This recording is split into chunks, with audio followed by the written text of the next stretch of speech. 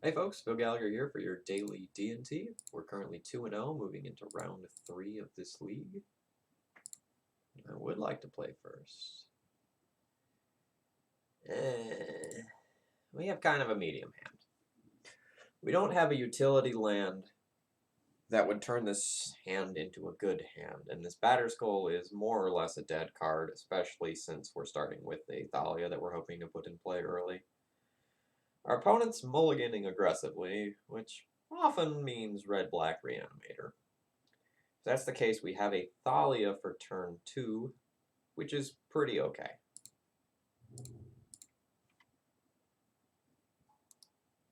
But if they just have it, or they discard us, I'm in super bad shape. Ooh, humans? Spirits.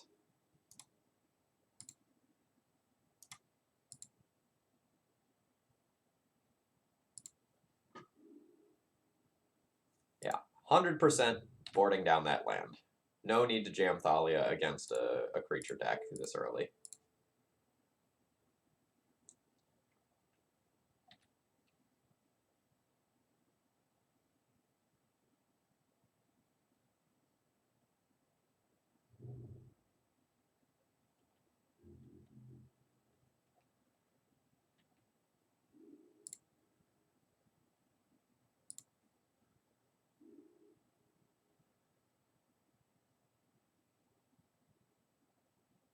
So if I just pass the turn, my opponent will wasteland me in the end step, and I'll essentially get time walked. So it's probably better to just play out my Mirror Crusader.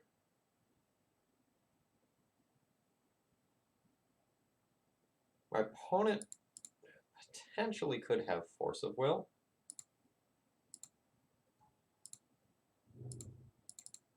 But if they're on 3 cards after that, I'm totally fine with this scenario.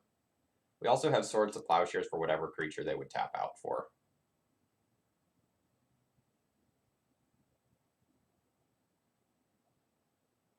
So I can use 2 mana Swords to Plowshares and then continue to port down the Cavern of Souls.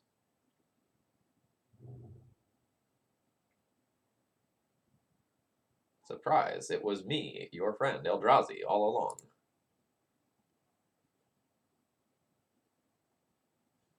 So this was just purely for Simian Spirit Guide. I'm going to leave this on 2. We have a decent number of 2-drop hits in this deck since we're playing a version with Charming Prince.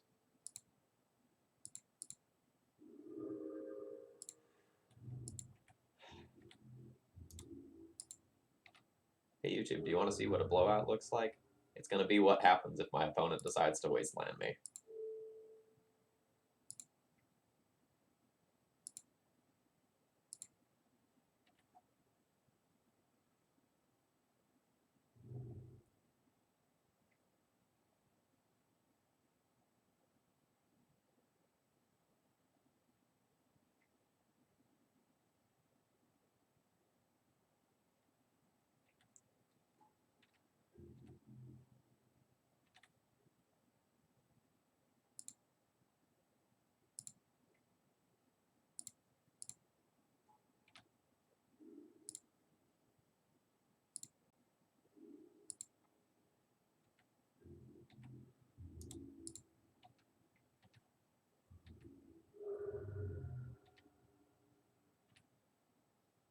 Alright. So we have 4, 5, 6, 7, 8 damage in play as of right now. So if I want to lethal my opponent next turn, I do need to put the Flicker Wisp in play. I can Flicker Wisp my own land to still Rishadan Port my opponent's Eldrazi Temple, which will be pretty good.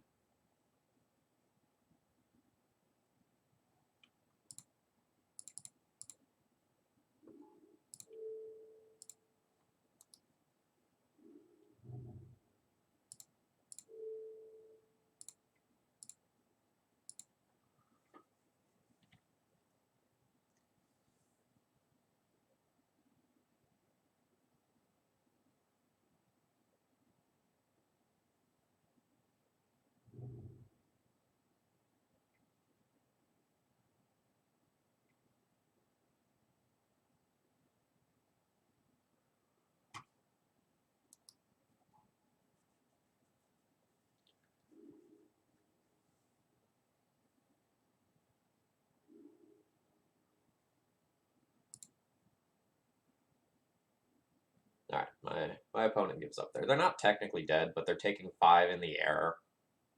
And they also have to trade away their Thought-Knot Seer.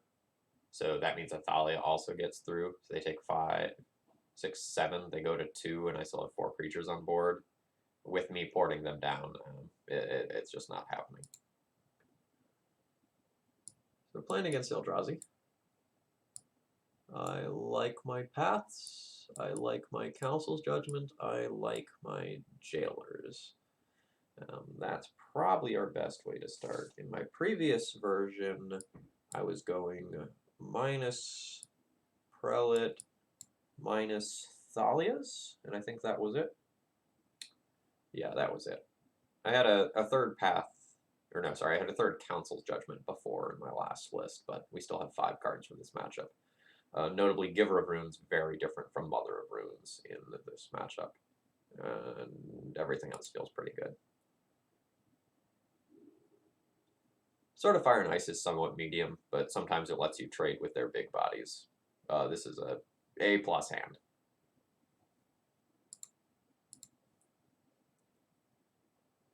My opponent has mulliganed.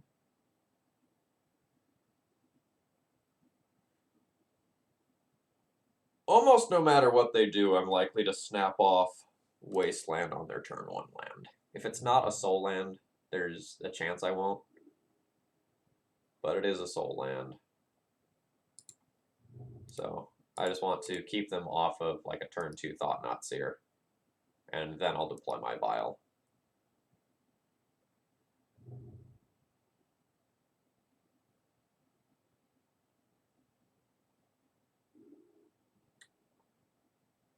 We're going to try to get a soul land out of this.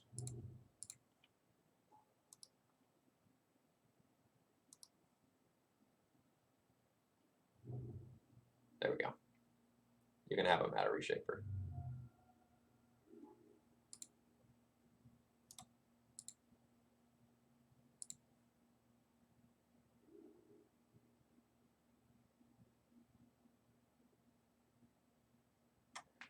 I think rather than Wasteland, I'd like to just Rishadan port this turn. My opponent isn't really going to do anything with the mana at instant speed.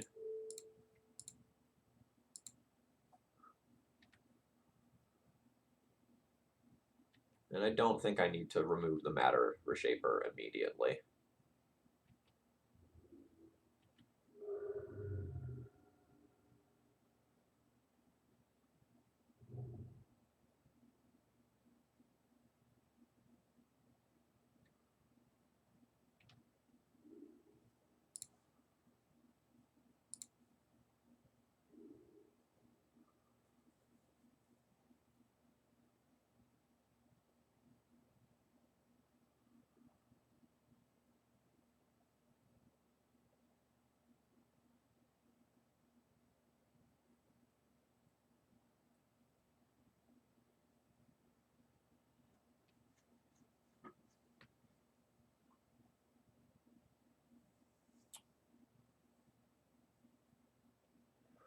So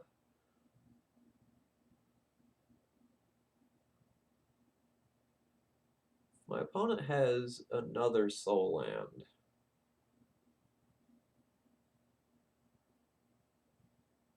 I lose out on a bit by not porting them. I feel pretty confident in winning this one if I continue to choke my opponent on mana. So I'm willing to take 1 more hit from the Matter Reshaper in order to just guarantee that my opponent isn't playing anything threatening before I really get my game established. I'll probably just use Charming Prince to scry in this turn cycle.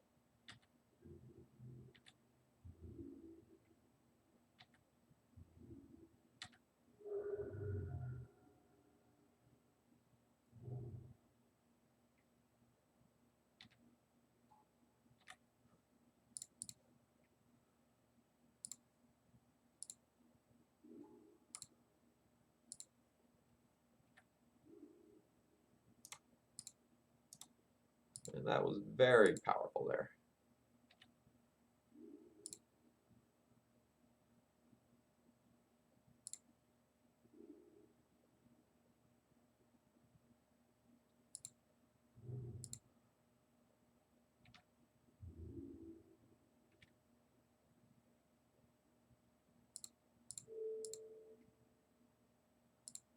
put a bit of a damper on some of my plans. That's actually good for us.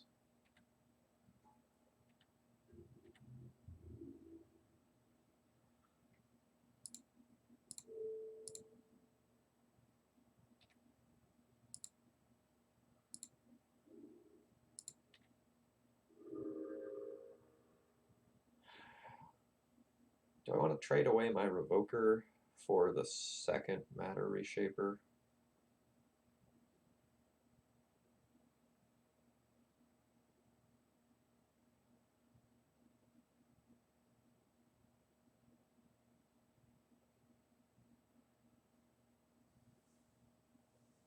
I kind of do.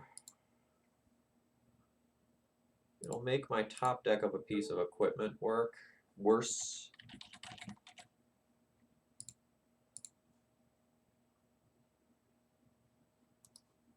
I'm going to hope that I can just, like, double port my opponent or something like that to keep them off of casting the big, bad, scary things that they get.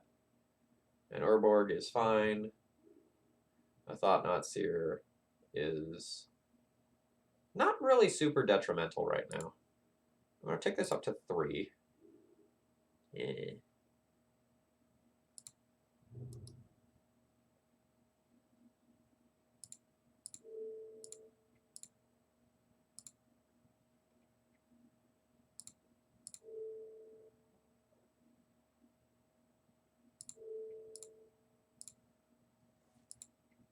So my opponent will play out the Thought-Knot Seer, take nothing, and then if I remove it, I effectively end up a card.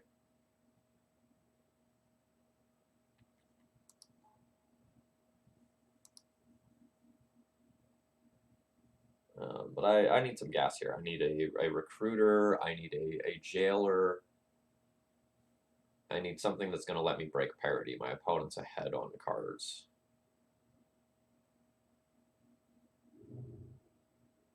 Actually super happy to see them play a Cavern and lose that City of Traders because, like, Ayavu can potentially be threatened to, like, activate and take over the game.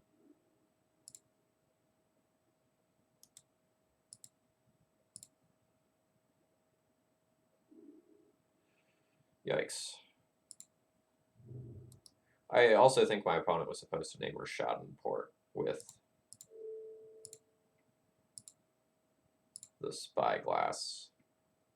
When I have no creatures in hand and I'm in top deck mode, the Ether Vial doesn't actually do that much, whereas the Port might choke them off of casting a creature, which lets them close the game out in a timely fashion. And that's really what they're looking to do.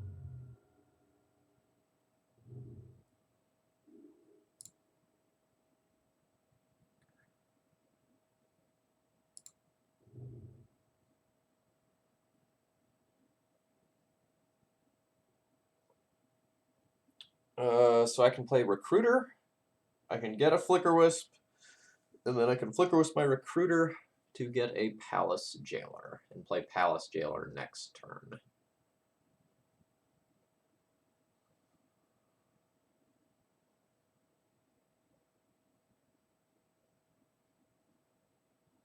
That seems pretty strong. So this doesn't work for Ayavugan, right? It does not. So they have 1, 2, 3, 4, 5. A soul land means they can potentially activate that, and that's somewhat problematic.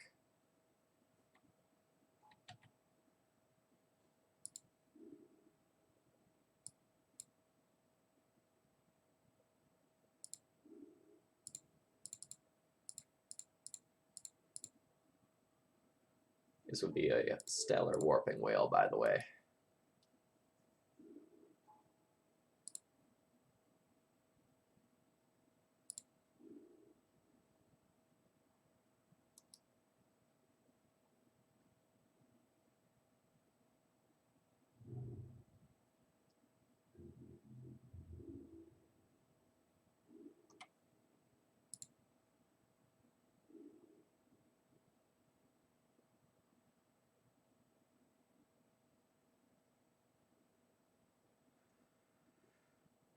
So how I tap my mana for this is somewhat interesting.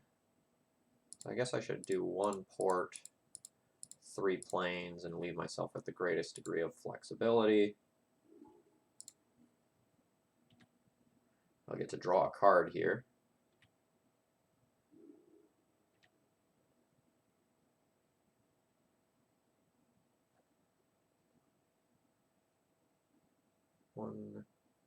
One, two, three, four, five, six. So if I tap this Eye of Ugin in the upkeep, then they can't search in the next turn cycle.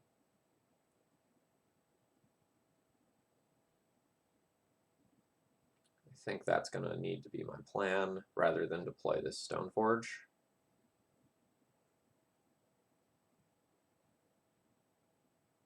I really don't want them to become the Monarch, get this Thought-Knot Seer back, and put a lot of pressure on me. My life total is also precious. Alternatively, I can just try to dodge them drawing the land. In which case...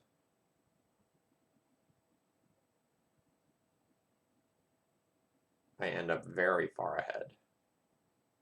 Because I can pay 2 mana, put in a Batterskull, pay 5, equip the Batterskull to something.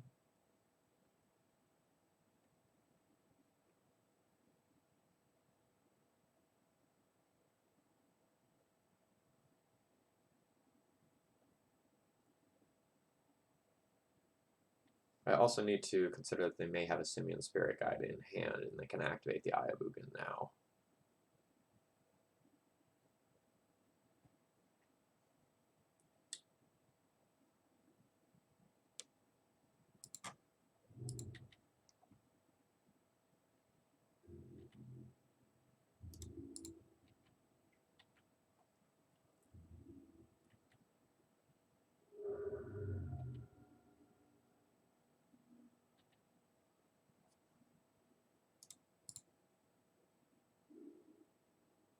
That's not a bad draw.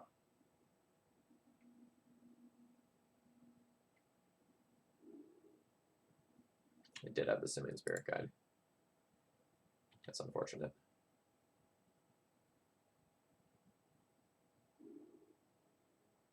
Alright. So they are taking a Reality Smasher.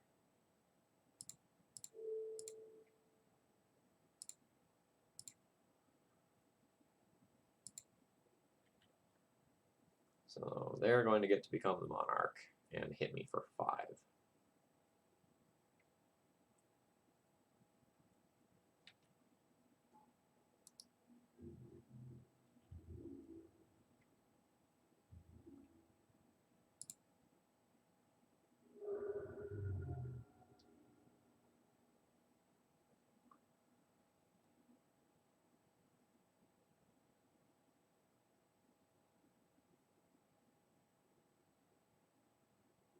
I still think I'm going to be okay, but I really need a Wasteland to take out the Eye of Ugin. I feel like I can beat their board if I can get rid of Eye of Ugin.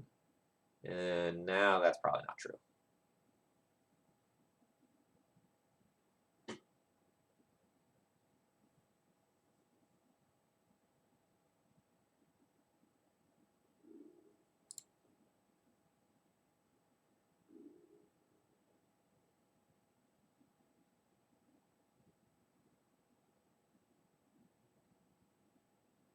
So I'm going to attack with Flicker Wisp, become the Monarch. I'm going to flicker my Palace Jailer, get rid of their Reality Smasher.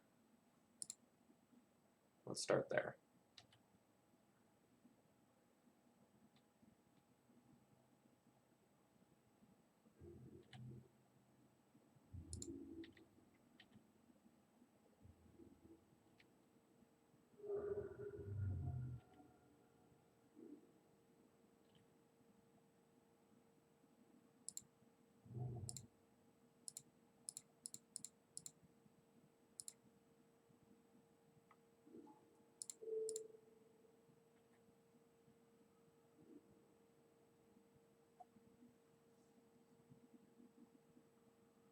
How many Flicker Wisps do I have in this version of the deck? Is it 2 or is it 3?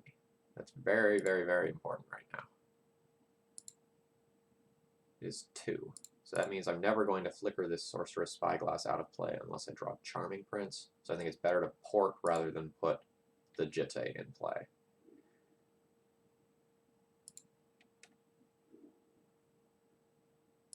Nice.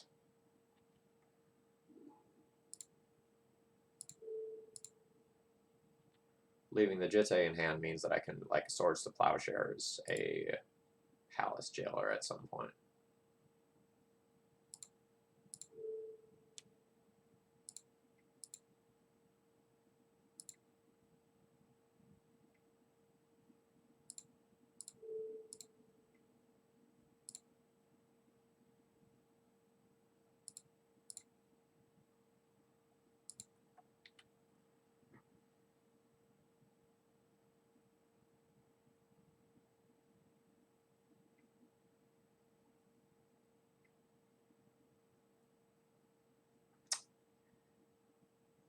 Tumble Magnet was not something I expected to play against today.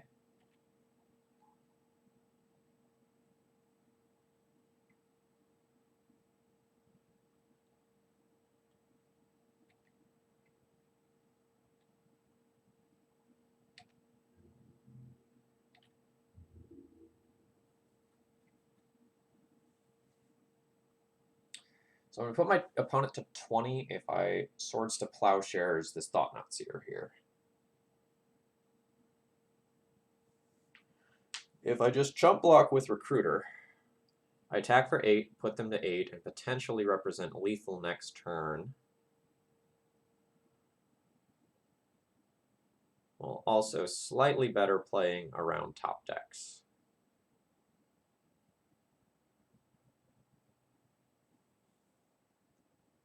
I believe it's better to just chump here than to blow the Swords to Plowshares.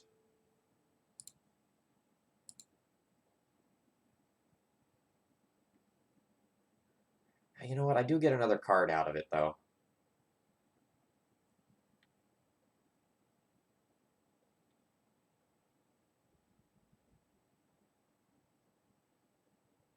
I would lose to a top deck Reality Smasher, potentially, if I don't leave this Swords to Plowshares up. But as long as I draw any creature in the draw off Thought-Knot Seer, well, actually not any creature, because of Tumble Magnet.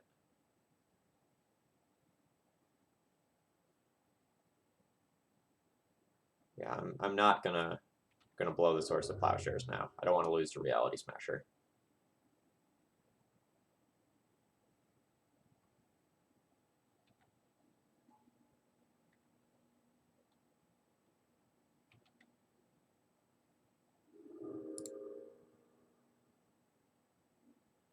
Okay. Now I'll gladly use one of those on a Thought-Knot Seer.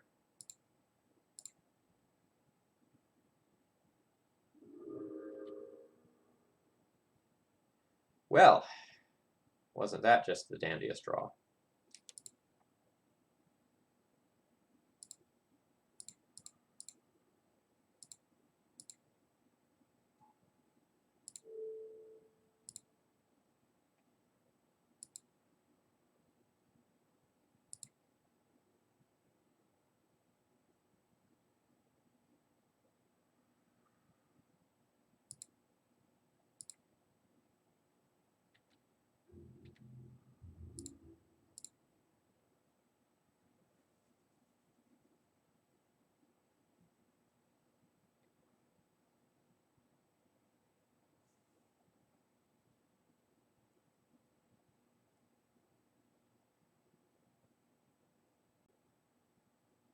I'm not going to attack with the Palace Jailer. I'm going to go ahead and keep that back. I'm really hoping to draw a land.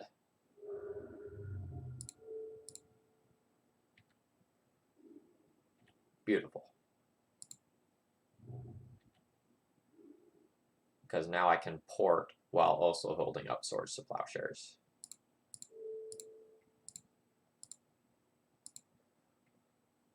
So now we have top deck Reality Smasher covered.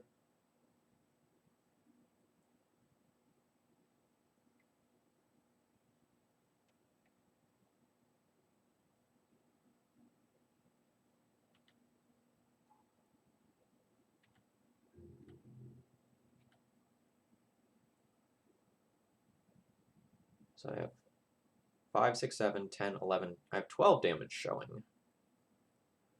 But it's not technically lethal, because my opponent can shoot down the Flicker Wisp. And my opponent also has this Tumble Magnet. I think I just need to go and take this Walking Ballista out of play. My opponent can either trade it for 2 of my creatures or my creature that has the sword. I think they're going to trade it for 2 and then tap down my Flicker Wisp.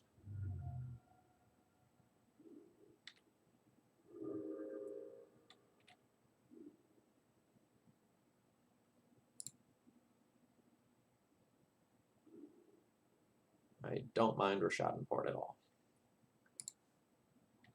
So I'll go to combat, my opponent will tap this down.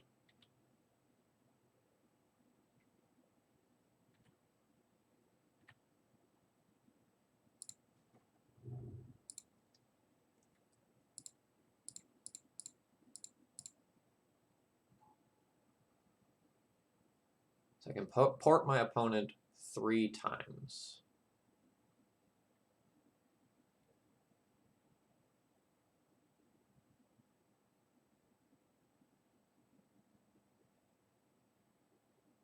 Thinking about whether or not I need to move this counter. Sorry, this piece of equipment, and I think the answer is no.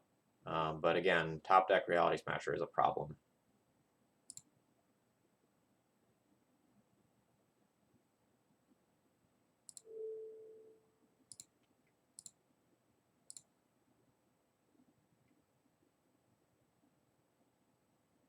So my opponent can't activate this at all possibly now this turn, right? I'm going to tap 2 more lands, so I don't actually need to tap the Eye of Ugin this turn. So let's tap that Caracas in case it becomes relevant for some odd reason. And let's tap one of those down.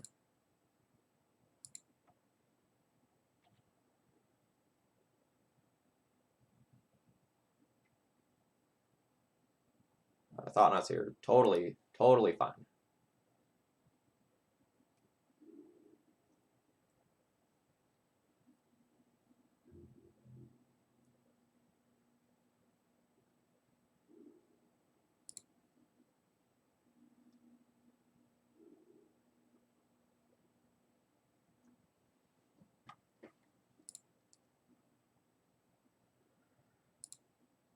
So we're going to cast a Phyrexian Revoker. This will force my opponent to preemptively use their Tumble Magnet. And I can either leave the sword on the Flicker Wisp or move the sword to the Mirran Crusader, sort of like whichever one of those things ends up being more relevant. Alright, so they tap down the Crusader.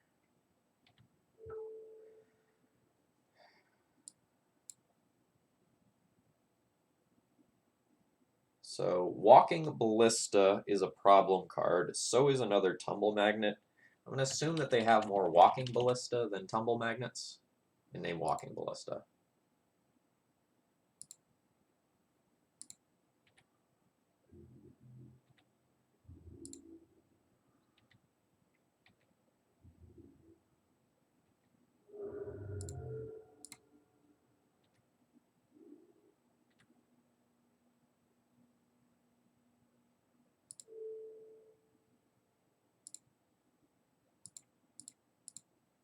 So now we'll move this here. I can play out this lands, keep my Vial to discard to a removal spell for a Reality Smasher. And then we're in the same situation as last turn. So do I actually want to tap their Cavern of Souls this turn? No, because if I tap all of the Cavern of Souls, they could cast something that is 6 mana using the Eldrazi Temple. So that could be an Endbringer, for example.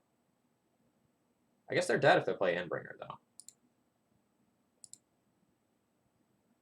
Are they? They're also just dead if they play the Spirit Guide, though.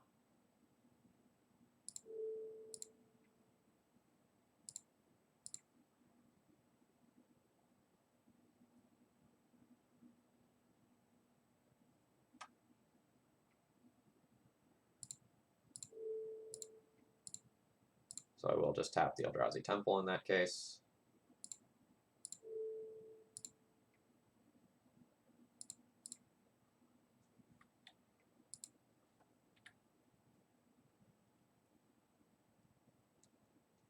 And we are not dead to Tumble Magnet. We will go to 1 if my opponent Tumble Magnets. Okay, Palace Jailer, one heck of a drug, folks. I hope you enjoyed that one. I'll be back tomorrow.